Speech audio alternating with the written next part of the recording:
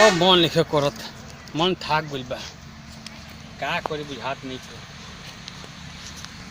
मन एकदम आलस हो गइल एकदम थाक गइल मन थाक गइल चले के मन होता देखत नहीं गाड़ी तो आवत ही देखत नहीं बेचारा कोनो रोक दे।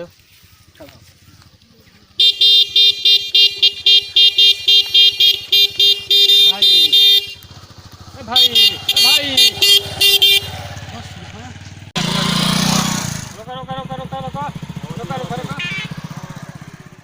दिमाग में बुझाता कि उपाय करे के पड़ी उपाय बुझाता कुछ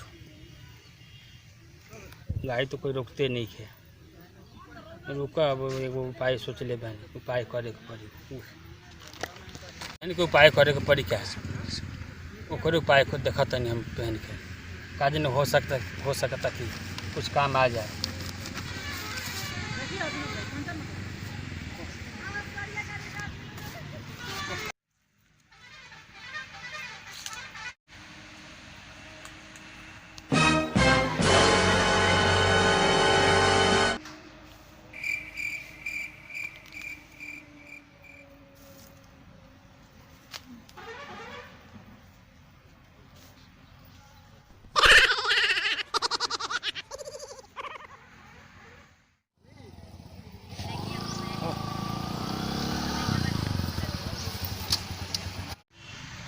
कहाँ जगबा हो रोकलू नवानगर।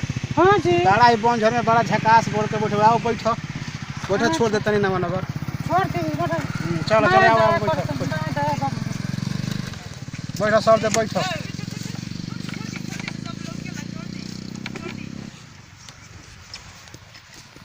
बैठ गइलू। चली चली अच्छा ठीक है बैठा रहिए।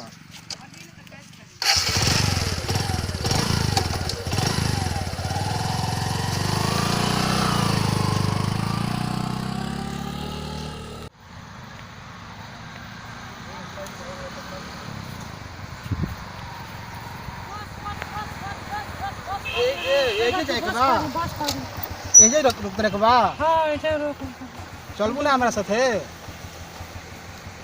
चलो और दूध ले चलते छोड़ दे।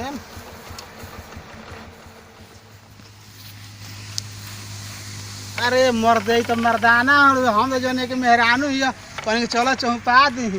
अरे ऋषि तू हड़ो बताई कि मेहरारू के बैठा लतनी मर्दाना के छोड़ तनी ना हम तो ध्यान तो नहीं है कि भाई तारा फातरा पर उधर कहने के लिए चलो भाई चौपा दी के घर है का करेगा माने इमरजेंसी नहीं कोई समझ पावत माने का करबो भैया ई जमाना बहुत भर चुका गइल बा कौन दिक्कत बा।